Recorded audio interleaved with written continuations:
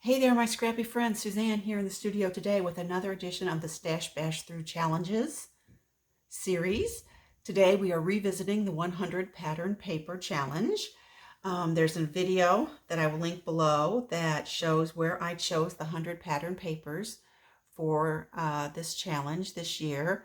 And now that it's getting on to be very, very late in the year, I am left with 30 of these papers.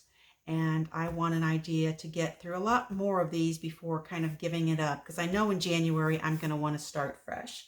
So I posted in the Facebook group for the 100 Pattern Paper Challenge and asked the ladies for ideas that did not include making up kits, using it for cards because I have plenty of 6x6 for cards, or ideas that would be very time consuming. It's getting late. I need to roll through these. I need some good ideas. And I got lots of good ones. The first one was from Becca. And she said that her art teacher had once given her the advice to look at them upside down, reverse, and even side eye. That's a good idea because some of these can be rotated, and some are very different on the front of the back. Karen and Amy just said to set it aside for a while. Well, I've kind of done that throughout the year, but that is good because sometimes that all you need is a little break. Jennifer said to add scraps or papers from my stash. Well, I didn't want to make up kits, so I did go to my scrap bin, but to be honest, it is mostly scraps that are cardstock and not patterned paper. Different Jennifer said to do double matting, and Amy had a similar idea of using them for narrow frames. Anna said to use just small pieces of them. Maybe I should cut some of it up. I don't know.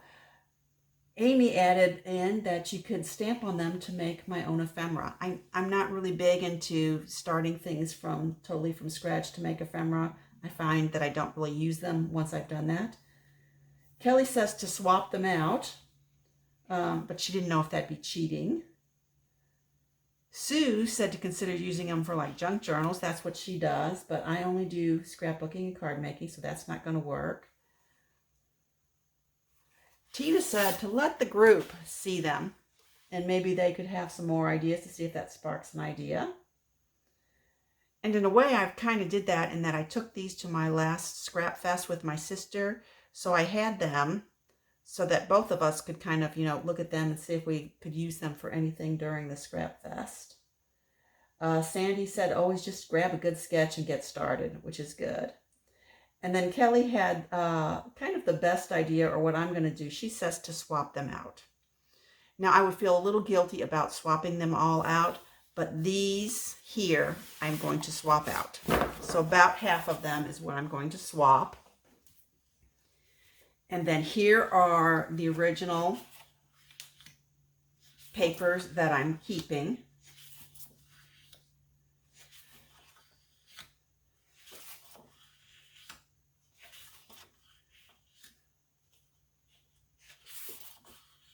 And again, I think when I put these in my 100 pattern paper, I will make sure that I flip them around to the side I haven't been looking at.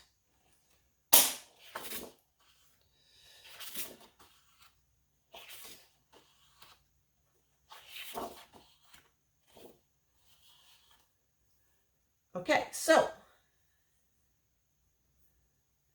I went around my studio then and I decided to pick out some more papers. So let me show you what I have come up with. I found this single piece of winter Snow Place plaid from Echo Park. It was actually in my wood grains. Here's another pretty plaid from Echo Park Fall Fever. I just had a single piece of that. I think that was some clearance paper. Here's some Happily Ever After by Simple Stories. The reverse of that has these gold diagonals on it. Some Warm and Cozy by Jen Hatfield. And the reverse of that. Here's some Simple Stories Hello Fall.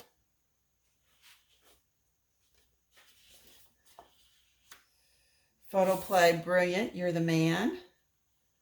I picked up a bunch of loose pieces of Photo Play at the Creating Keepsakes, so I have that stored separately. Here's some Jen Hadfield along the way. This is just a line I have tons and tons of paper of, so I just went and picked a couple pieces out of there. Here's some more Simple Stories Hello Fall. Back is a wood grain. And then last but not least, this Call of the Wild from Echo Park. Do you see what I've kind of done here? I wasn't really thinking about making up an autumn kit per se.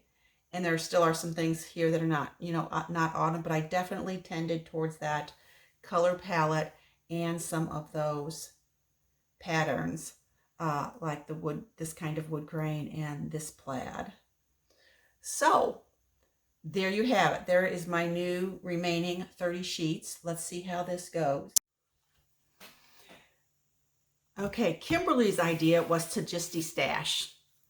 And believe me, I considered that. But as far as which papers I'm actually going to get rid of out of my stash, I think most of this is going to get filed back into my stash, mostly maybe by colors or themes. But then I think these two pieces of paper here, I just don't like. So I think I will use these in my pile for wallpapering. That's when you're covering the entire background of a layout.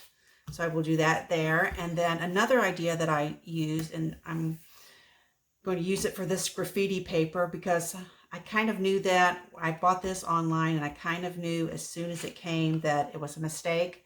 So I think I'm just going to cut this up into 4x6 cards and use it as note paper by my desk. So there is a little destashing going on there. But in general, I'm still trying to use it up by mixing and matching. Wish me luck on getting it done before the end of the year. Anybody want to take a guess as to which the first paper that I might use out of this stack might be? Go ahead and leave me a comment and let me know what you think. As always, I appreciate your time and attention. And thanks to the ladies in the 100 Patterned Paper Facebook group. I appreciate it. Bye for a bit.